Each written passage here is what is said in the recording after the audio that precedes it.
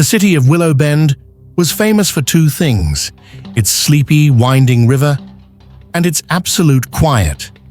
In Willow Bend, people talked in whispers, dogs barked softly, and the biggest crime was usually someone forgetting to return a library book. 10-year-old Leo, who lived in a small apartment above his dad's bakery, loved the quiet. It was perfect for reading comic books without interruption. But the quiet died on a Tuesday night in late October. It died with a sound that felt too sharp, too wrong for Willow Bend. Leo was supposed to be asleep.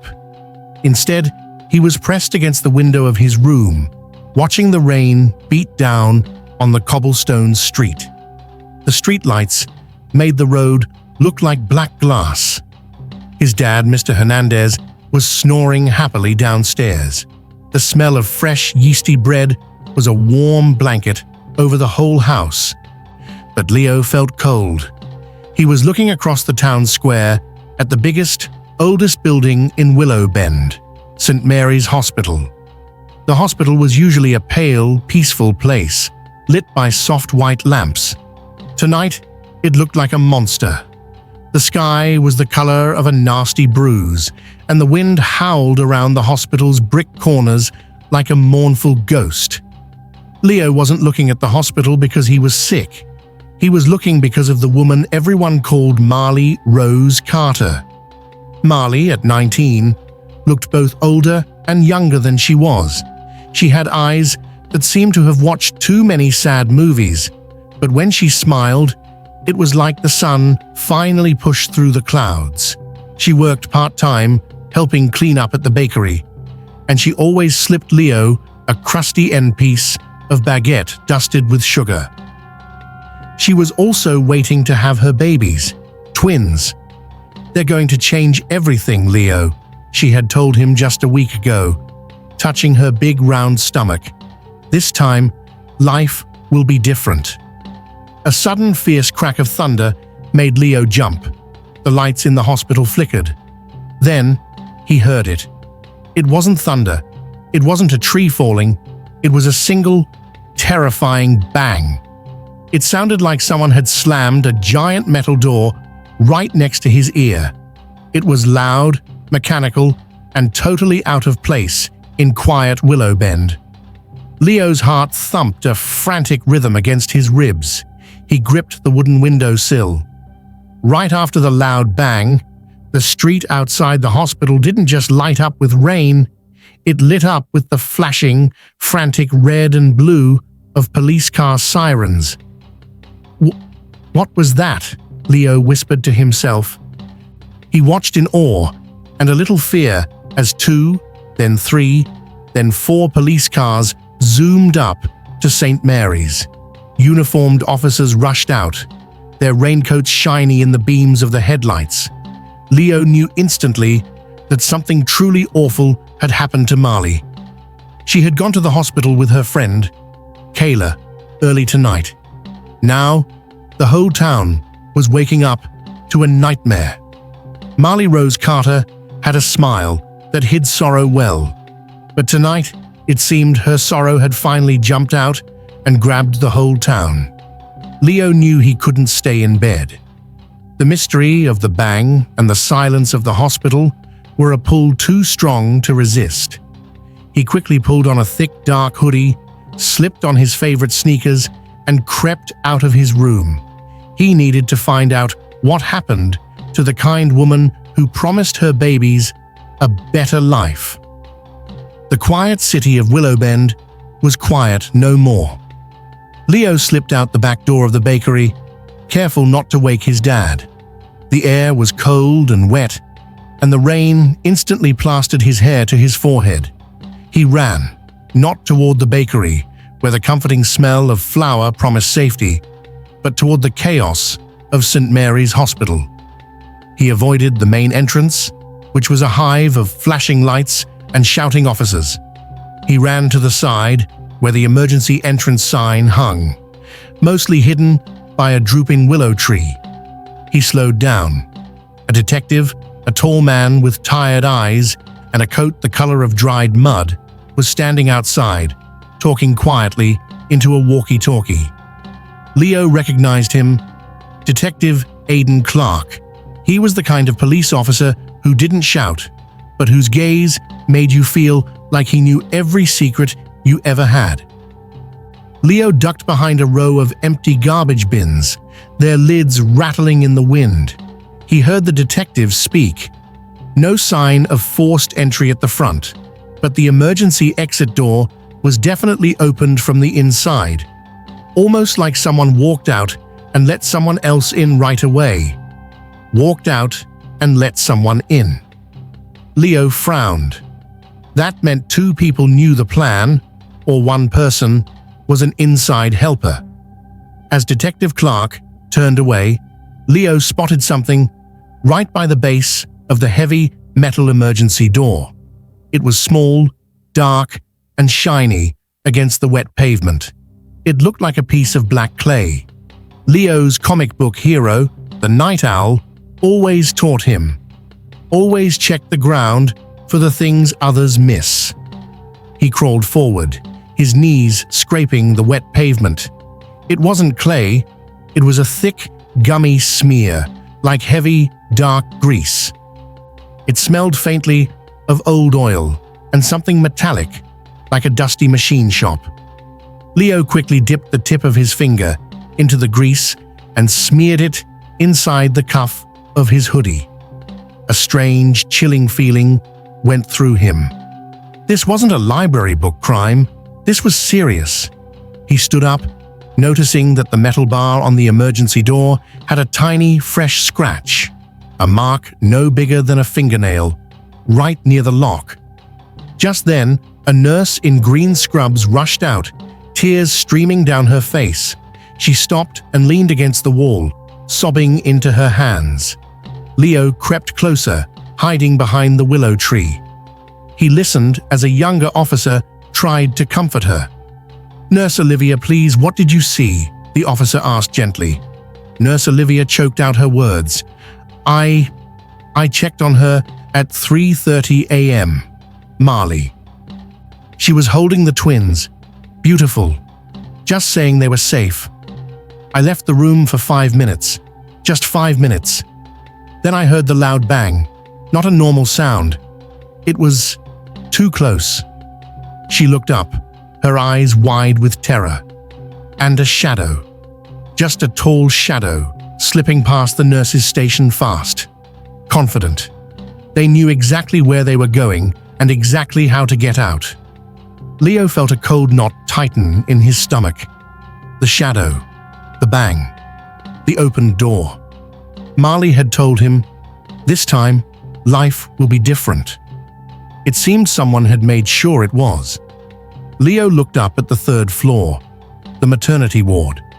He saw a room with the curtains drawn, but the faint outline of movement behind the glass. The air felt heavy, like the whole hospital was holding its breath. Leo knew one thing for sure. He had the only piece of evidence outside of the police's view, the black grease, and he had a feeling it was important. The next morning, Willow Bend woke up to the news. It was on every TV, every radio, and whispered in every bakery line.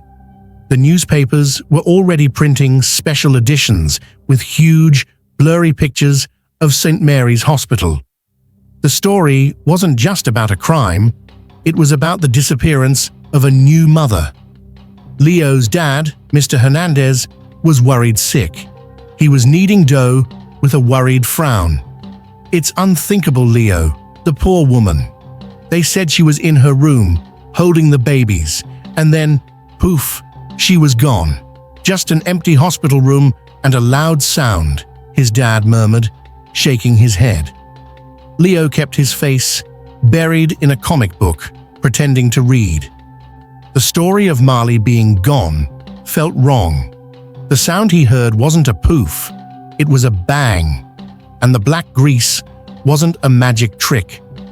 Detective Clark came into the bakery.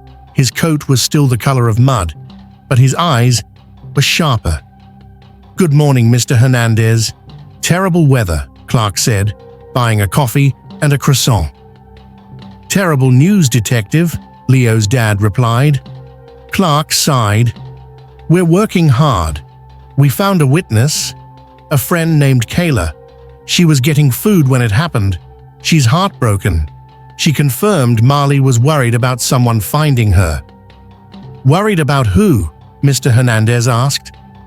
"An old boyfriend, Damian Riker, and his cousin, Rico Vega," Clark said, lowering his voice. "We think Rico might have been hunting Marley. She testified against him 2 years ago in a big case." Leo's head shot up.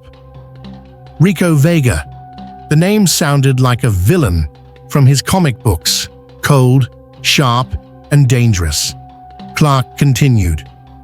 "Rico recently got out, and Damian was seen near the hospital just before the incident. Damian claims Rico forced him to give up Marley's location." "You think they took her?" Mr. Hernandez asked. "We don't know, but we found something else," Clark said, sipping his coffee. In the hospital room, there was nothing stolen, no struggle, just a tiny smear of black grease on the sheets, like oil. Leo's heart hammered. Black grease. He touched the cuff of his hoodie, where his sample was still smeared.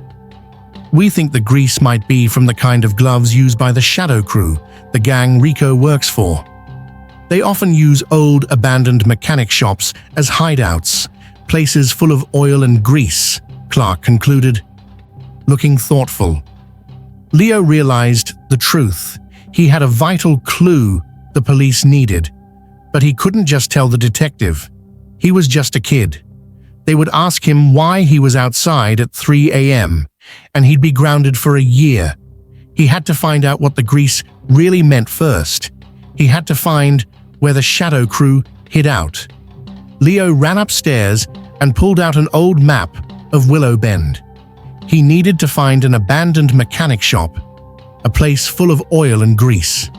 He circled 3 spots on the map: the old train depot, too public; the broken-down lighthouse, too far; Black Creek Garage, abandoned for 10 years, right on the edge of town. The Black Creek Garage felt right. It was dark, hidden, and definitely full of old machines. Leo folded the map, stuffing it into his pocket. He looked out of the window at the hospital again. He needed to find Marley. He needed to save her before Rico's revenge got any worse. Leo knew he couldn't face the creepy Black Creek Garage alone. He needed an adult, but not the police yet. He needed Kayla. Kayla was Marley's only real friend, and the person who drove her to the hospital. Leo found her sitting alone in the park, wrapped in a thick wool blanket, staring blankly at the slow-moving river. "Kayla?" Leo asked softly. She looked up, her eyes red and puffy. She was only 20, but she looked like she hadn't slept in years. "Oh, hi, Leo. Did your dad send you with bread?" she asked, trying for a weak smile. "No, I came about Marley," he said. Sitting down next to her on the bench, Kayla instantly burst into fresh tears. "I can't believe I left her. I just went for 5 minutes to get coffee. If I had just stayed—" "You couldn't have known," Leo insisted. "Kayla, I know things." She looked at him skeptically. "What do you know, kid?" "I was awake. I live across from the hospital," Leo said. "I heard a loud bang, and I saw the police go to the emergency door. I also found something, black grease, outside that door." Kayla stopped crying. She stared at him. "Black grease?" Detective Clark mentioned that. "They think it's from Rico's gang." Leo pulled out the cuff of his hoodie and showed her the dark smear. "I heard Nurse Olivia say someone was a shadow, and that they were confident. They knew the room." "It has to be Rico," Kayla whispered, pulling the blanket tighter. "He's a monster. But here's the thing, Leo. Something else happened that night." She leaned in, her voice barely a breath. "Before Marley went into labor, she gave me a note. She said, If anything ever happened to her, if anyone found her, I had to promise to protect her secret." "What secret?" Leo asked, leaning closer, totally forgetting the rain. Marley didn't just have Rico and Damien mad at her. She had something Rico really wanted, something hidden in a safe place. It wasn't money, it wasn't jewelry, it was a small, dusty ledger. A ledger? Like a list? Yes, it was full of strange numbers and names, and it was the proof Marley had against the whole Shadow crew, not just Rico. She saw their entire operation. She wrote everything down. That's why Rico hated her. It wasn't just testifying, it was the book that ruined him. Kayla pulled a small folded piece of paper out of her pocket. It was the note. It read, "Kayla, if they find me, the girls must get the key. Look for the rose's thorn in the oldest part of the house. Don't trust Damien." "Marley's secret isn't just a book, Leo," Kayla said, her eyes now fiercely determined. "It's what the book unlocks, and we have to find that key before Rico does." "The rose's thorn," Leo repeated. "That sounds like a place." "It's an old rundown house near the river. Marley used to stay there when she was a little girl. We have to go there, find the key, and then find the ledger. That's why Rico took her, to make her tell him where the key and the book are." Leo pulled out his map. He circled the Black Creek garage and then added a new circle right next to it. "The rose's thorn." "Kayla," Leo said, his voice firm despite his fear. "I think the black grease is from the Black Creek garage. I think that's where Rico has Marley. We need to go to the rose's thorn first, find the key, and then we go to the garage. We can't let him win." Kayla nodded, her face wet with rain and resolve. "Let's go. We have to do this for Marley and for those beautiful baby girls." The rose's thorn was a terrible name for a house. It should have been called the Rotting Tooth. It sat crookedly on the riverbank, its wooden siding peeling away like sunburnt skin. The yard was overgrown, and the front porch had a giant hole in it. "This is the oldest part of Willow Bend," Kayla whispered as they crept through the rusty gate. "Marley said the key would be hidden here." They slipped inside through a broken window. The air inside was thick with dust, mold, and the smell of sadness. The note said, "Look for the rose's thorn in the oldest part of the house," Leo reminded her. They were in the kitchen first. Broken plates, rusty sink, nothing. They moved to the living room, torn wallpaper, a broken rocking chair, nothing. "The oldest part of the house," Kayla murmured, running her hands over a wall. "The original structure, maybe the fireplace." They moved to the main room. A giant dusty stone fireplace sat against the back wall. It was cold and empty. "Look, Kayla," Leo pointed. Etched right above the mantelpiece, almost invisible under years of dust, was a small, crudely carved drawing of a rose with tiny thorns. "The rose's thorn," Kayla gasped. Leo, being small, was able to climb up onto the mantel. He ran his hand over the dusty wood until his fingers hit something loose. It was a tiny wooden block that had been fitted into the stone. He pulled it out. Behind it was a small, dark hole. Inside the hole, Leo felt something cold and metallic. He pulled it out. It was an antique-looking iron key attached to a thin silver chain. It was too fancy to open a regular door. It looked like a key to a safe or a very old box. "We did it," Leo breathed, holding the key in his palm. "Now, where does it open the ledger?" Kayla had been searching the room while he was busy. She pointed to a heavy, old oak wardrobe in the corner. It looked solid and impossible to move. "Marley told me once that the key was for her treasure box, a box that held her only treasure, her secret." Kayla looked defeated. But I don't see a box. I only see this huge cabinet. Leo walked over to the cabinet. He noticed the handle was missing, but there was a small, circular indentation where it should have been. "It's not a cabinet, Kayla," Leo said, his voice full of excitement. "It's a door, a secret door." He looked at the key. It was a perfect fit for the hole. He inserted the key and turned it. Click. The entire front of the wardrobe didn't open. Instead, a tiny lower panel at the very bottom slid open, revealing a hidden compartment. Inside, wrapped in a thick, brown piece of velvet, was a small, leather-bound ledger. It was heavy and smelled of old paper and ink. They had the book. Now they had the power to free Marley. But as they grabbed the ledger, they heard a loud creak from the front of the house. Someone was coming in.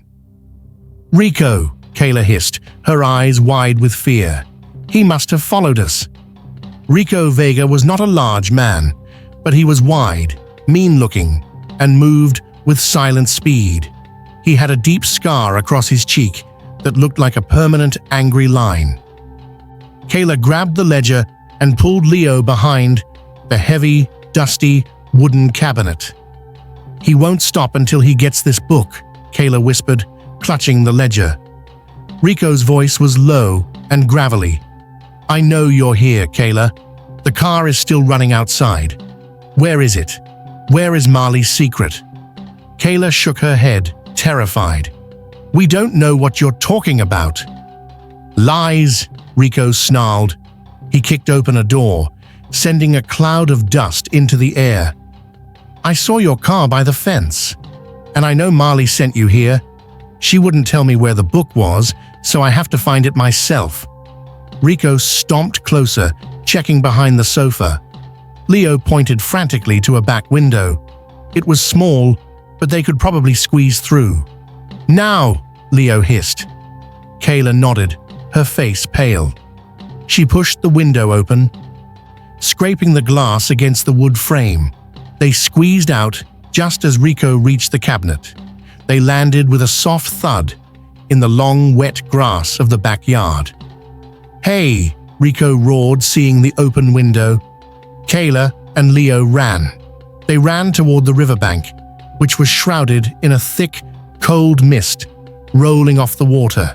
The fog was their only cover. Rico burst out of the house, cursing loudly. "Give me the book, you won't get away with this."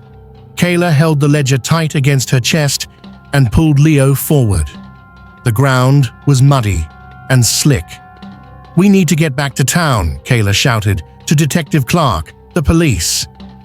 "He'll catch us," Leo yelled back. "We need to lose him." They saw an old, rickety wooden dock stretching out over the river. It was half-rotted, but it looked like a path into the dense mist. "The dock!" Leo yelled.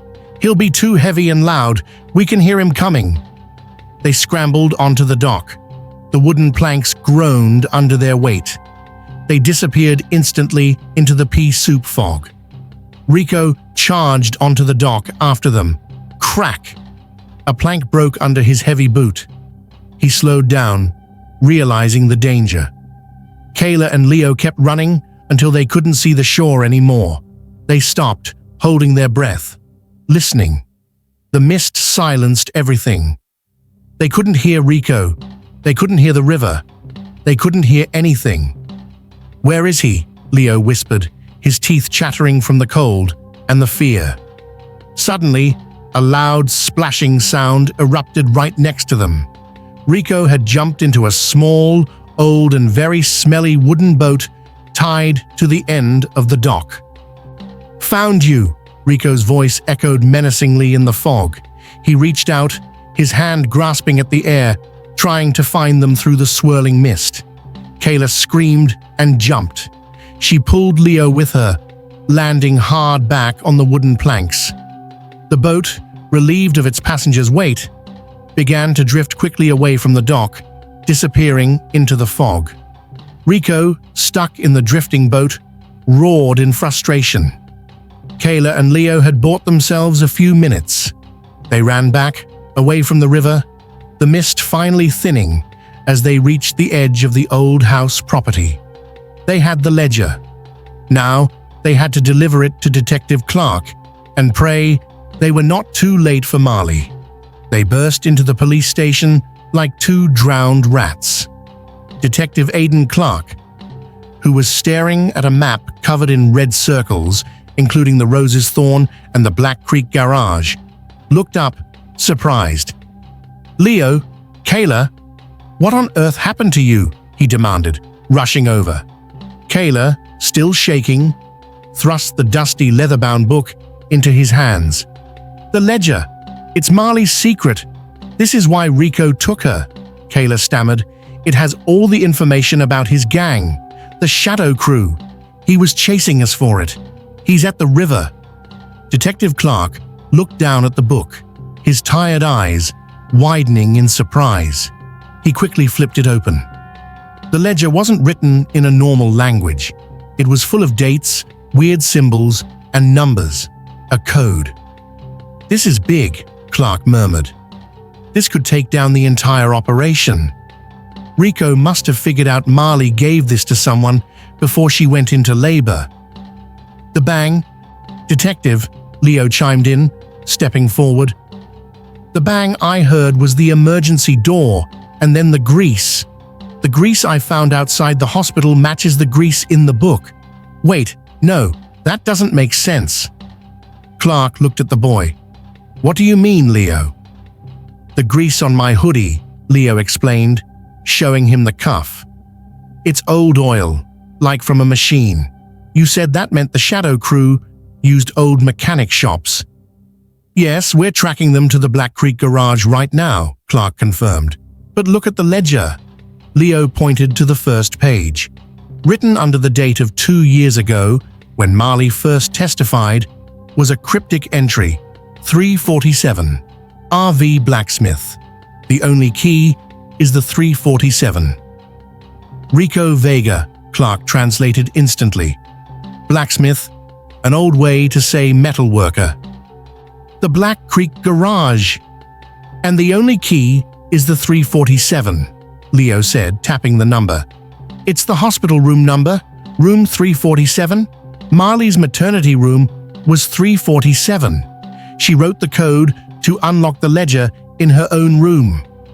Clark felt a thrill run through him. Marley was smart. She knew Rico would come back. She knew the secret had to be hidden. He grabbed a red pen and quickly scribbled the number 347 on a pad of paper. He tried it in the ledger, substituting the number for a symbol. Suddenly, the code started to make sense. Names, dates, and locations began to appear clearly. It wasn't just a ledger, it was a full accounting of all the Shadow Crew's illegal activities in Willow Bend. "She gave us everything," Clark breathed, looking at the tiny script. "Marley bought her babies a future." But then he looked at Leo and Kayla. "If Rico was after the book, and he knew you had it, then Marley is still in grave danger.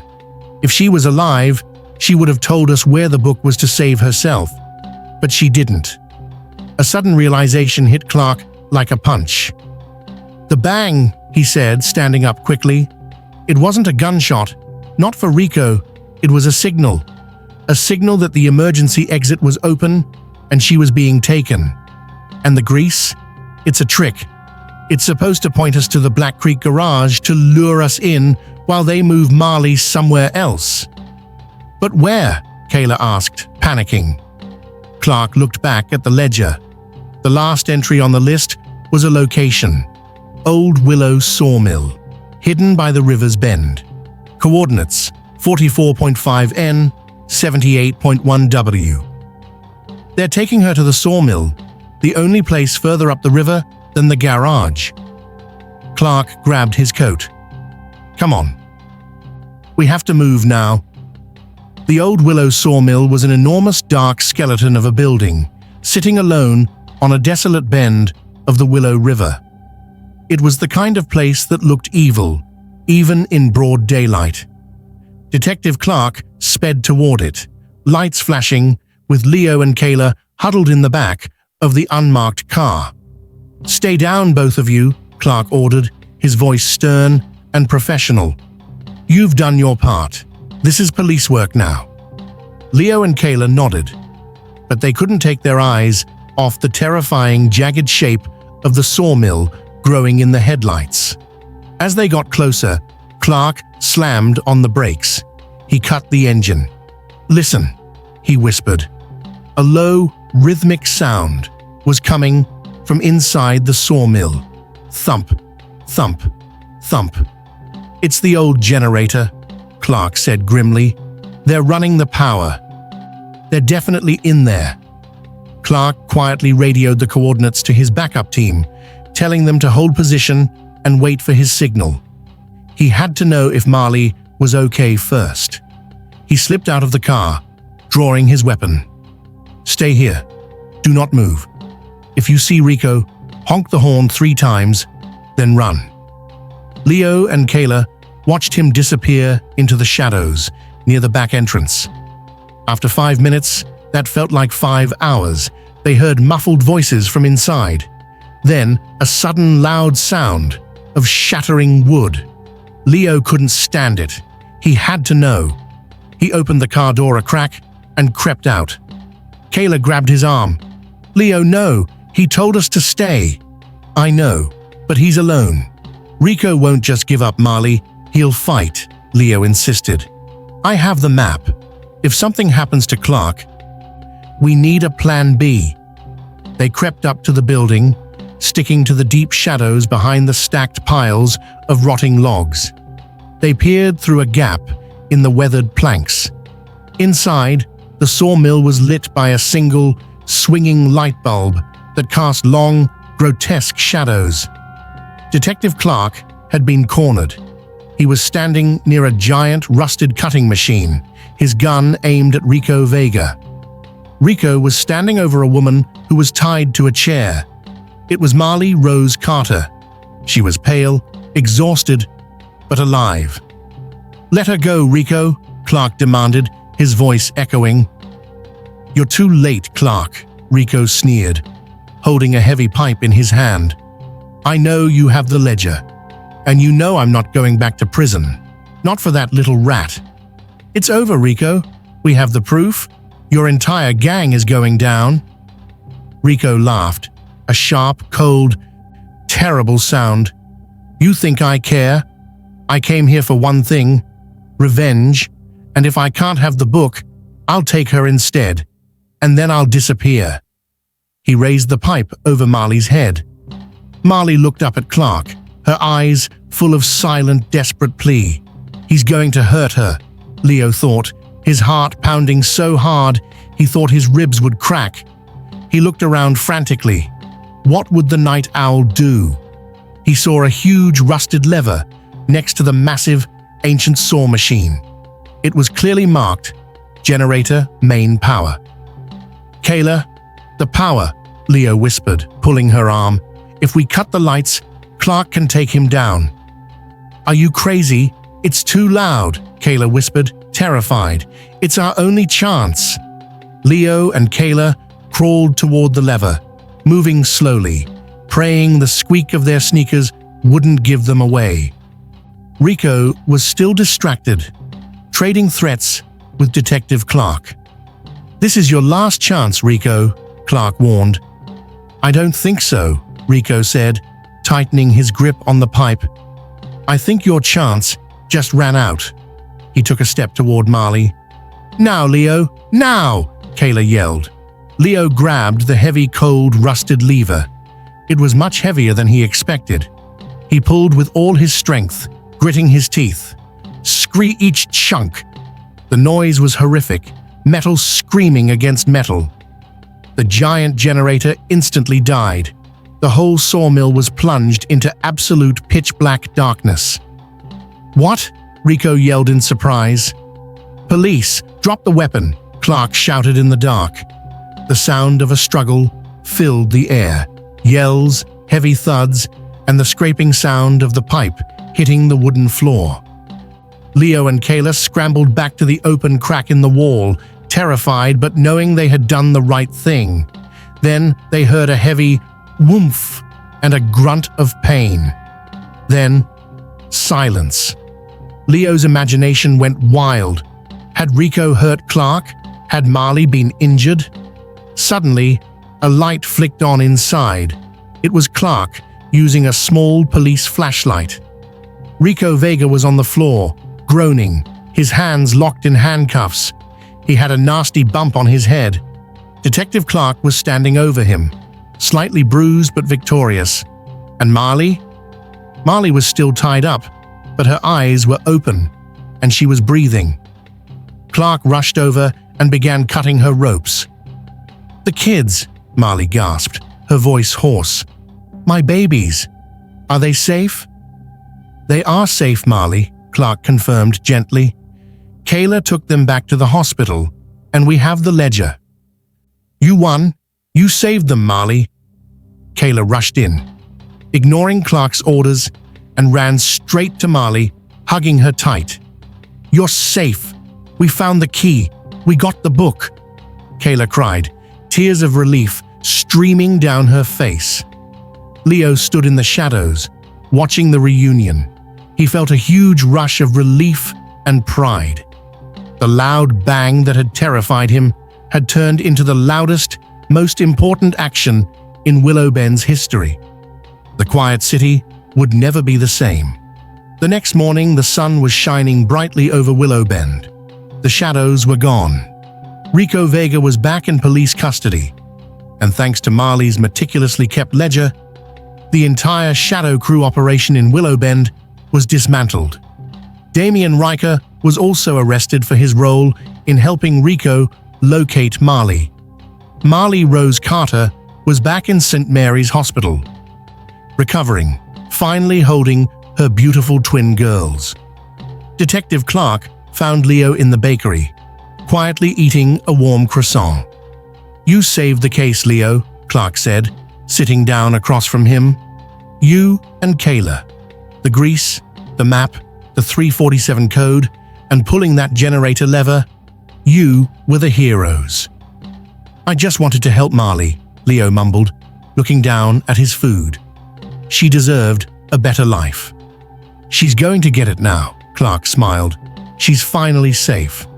The hospital will keep the babies and Marley in protective custody until they can arrange a fresh start for them, far away from Willow Bend, just like she always wanted." Clark leaned in, his voice quiet. "But there's one last thing, a real mystery." "What is it?" Leo asked, his eyes wide. "The loud bang, the one you heard. It wasn't the generator, and it wasn't a gun. The police checked the hospital. We found no bullet, no trace of a weapon, but we found something else in the room." Clark pulled out a photo. It was a picture of a small, antique metal music box. When Marley was taken, this music box was sitting on her bedside table. When the killer entered, Marley must have slammed it shut, creating the loud metallic bang you heard, Clark explained. "But look at the music box," he pointed. "It wasn't just a noise, it was another clue." The music box had a tiny inscription on the bottom, in Marley's handwriting. "LH always remember." Leo stared at the initials. LH. "Who is LH?" Leo asked. Clark shrugged. Marley wouldn't say. She just smiled and said she wouldn't need secrets anymore. But she did say that the box was a thank you for the only two people who truly helped her. Leo looked up at the detective, a slow smile spreading across his face. "Wait a minute," Leo said, his heart beating fast. "Leo Hernandez, LH." "Your initials, kid," Clark nodded. "She left a secret message just for you. She left the music box for the boy who ate her sugar-dusted baguettes." Leo took the photo, running his finger over the initials. Marley knew. She knew he would be watching. She knew he would help. "And the other person?" Leo asked. "Kayla," Clark said. "She was the only friend Marley trusted. The box plays a tune Marley wrote when she was 16. A song of hope. Clark stood up. "You're a hero, Leo. You saved a mother and her twin girls, and you cleaned up the whole city." Leo felt 10 feet tall. He finally understood the simple truth. Even in a quiet city, the smallest witness can make the biggest noise. Marley Rose Carter left Willowbend a week later under the cover of a cloudy night. She and her 2 tiny daughters, who she named Hope and Courage, were on their way to a brand new life, far away from the dangerous past. Leo and his dad waved goodbye from the steps of the bakery as the discreet car pulled away. The city of Willowbend was quiet again, but it was a different kind of quiet now. It was the calm after the storm, not the quiet before it.